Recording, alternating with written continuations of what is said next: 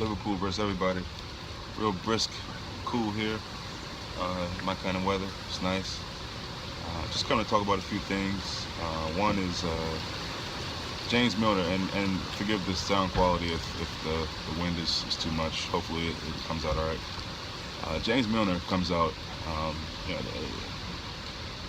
he's just been amazing. But he came out and said that it's his job to keep Liverpool from going in for a left back in January or beyond. Um, he's got a job to do, and he's going to do it. He also mentioned how people talk about players being loyal to clubs. In return, clubs aren't always loyal to players. You can hang on every word, and maybe you can say that he's contradicting himself by saying that in one way that he's going to be loyal, meaning do his job and to the best of his ability and do whatever he has to do to keep the team from going in. And then he says, you can look at it as him saying, well, if Liverpool aren't loyal to me, I won't be loyal to them. I don't see it that way. I think he's just keeping it real. He's saying, we know the business, and things happen. It's not really necessary to always take things so personal. But I think Milner has been great in the system that we play. Let's face it, left back for Liverpool Football Club is going to be far different from the left back, or right back for that matter, for any other club in country and in Europe, on the globally, football wise. And with the way we play, being fluid and things of that nature, I think he fits right in. And I'll be first to say it. I thought Jurgen Klopp was crazy to field him there and not be our consistent left back early in the season. And the truth is, Klopp is crazy, and I think that's definitely a good crazy, and it works for us, and it works for the team, and it works for him. That's his way of coaching. That's his way of being animated as he is on the sidelines, which I think we all love. That's his way of communicating in the press. So he is crazy, and that shows on the pitch with the players. We have a crazy style of football. And I think it's a beautiful thing to watch, a beautiful style. So the thing that what I think helps Milner is that his natural position, being a midfielder, and everything that he did in that role most of his career, definitely helps him as a left back. And he's saying he doesn't study anybody. He just he plays the way that he knows how to play with the skills that he has and the talents that he has, God given, and then with some pointers or things he might have been given from Klopp. It's basically, he gets an assignment, he goes out and does it. That's pretty much it, and that's what you like to hear from players. So it's nice that he comes out and says that. I think that's a good example set for anybody else in the club who feels like their spot can be taken, or whatever the case may be. And I'll leave that up to, I think we all know who those players or player could be. That's nice. And it's amazing for, I'm gonna segue that into Lallana and Henderson. It's unfortunate, celebrities, athletes, whatever. It's amazing that things off the pitch are highlighted so much. These are grown men. I'm not a strip club fan, but I don't knock anybody who wants to go. And I feel like if you're a grown-ass man, what's wrong with going to a strip club? Why is that made a big deal about? And why is the FA get involved in that? And they may discipline the two of them, or they may not. Why? I don't even know why it's even a topic. Same with Wayne Rooney. He's out having a drink. So what? He's getting drunk.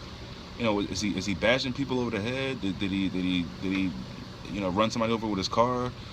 Lallana and Henderson, did they fondle some woman? Did they grope somebody? Did they rape a woman? I don't think so. And I hate to get too hardcore with it, but it's just, I don't understand why these things are highlighted like it's a problem. So, I don't know. Speaking of Lallana, it looks like he might miss a couple more games.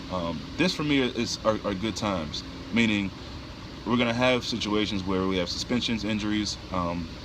Much talked about, Monty's going to be gone in a few months. We need to be able to play and be consistent with or without certain players. And so games against Southampton, where we're missing clearly a key element to our system and the engine that we run, it's not an excuse. And as you can see in the Southampton game, we had plenty of chances. I'm not going to talk too much about that game because it's in the past, and I'm more so focusing on Sunderland. I watched their game against Hull City. Played really well. Last few games they've gotten results, and David Moyes must be over the moon, just finally getting his guys to play.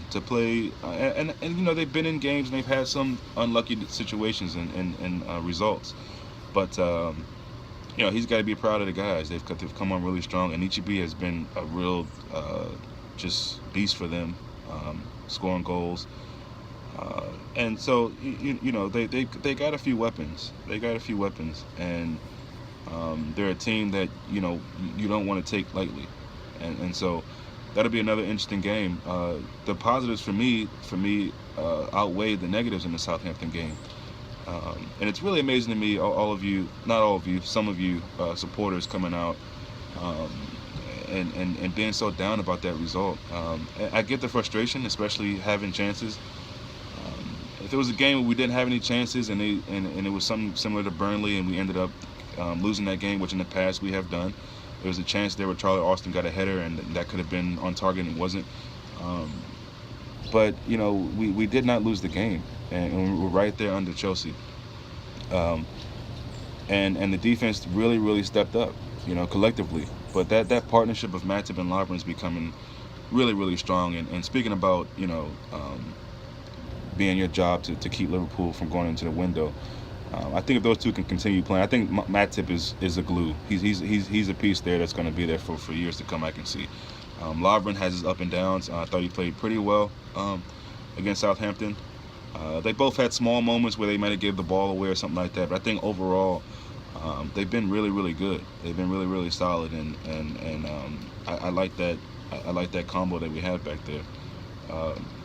But yeah, I mean, we figured out ways to break teams down like that, and obviously, we're a real threat to teams, and they know that. If you look at every game, the coaches come out and say it, the players come out and say it, but we've got to know it more importantly, and I think we know that, and if we don't, we're getting to that point.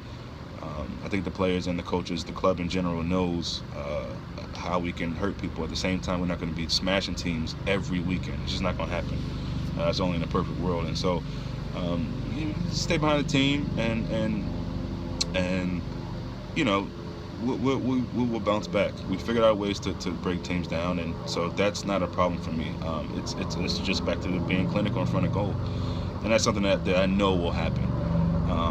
Shaka Hislop, the famous Newcastle and West Ham keeper, says that we only can play one way, and that'll keep us from winning the league. It'll beat Chelsea, in his opinion. Even going as far as to say that we want to be in top four, which, listen, they're going to be doubters, and believe you me, they're doubters even in our camp, meaning even our supporters, all of a sudden coming out saying that's the reason why we can't win the league. If you're stuck on history, then, you're not watching this team, and I think Klopp has come in not trying to, disrespect history or put that to bed, but at the same time, allow people to realize that, it's a new direction that we're going into. So if you're stuck on history and you're stuck on, unsatisfactory results, mind you, not a loss, but a draw against a team away, then there's nothing that can be done to help you. You can be stuck in misery all you want. I'm gonna get behind the team. I'm gonna support what we're doing, good and bad, and I don't think that was a bad result. I really don't. Losing the game would have been bad in the past. We probably would have, and so I'm gonna stay positive about it. Tough test Saturday. We all know about their striker. I think he just got his 150th goal against Hull City. But Anichebe is good. They got some talent. And it'll be interesting to see how Moyes tries to set up. I don't know if he'll sit back or just come and try to play us. We'll see. But while I'm ending this, shout out to Tony Pulis, who just can't seem to keep Klopp's name out of his mouth and our team out of his mind. Being sarcastic about the way we play and things of that nature.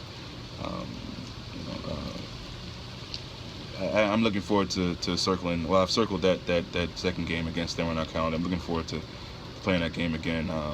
It's really enjoyable to see teams and players and managers who run their mouth about us, but most likely can't beat us. So.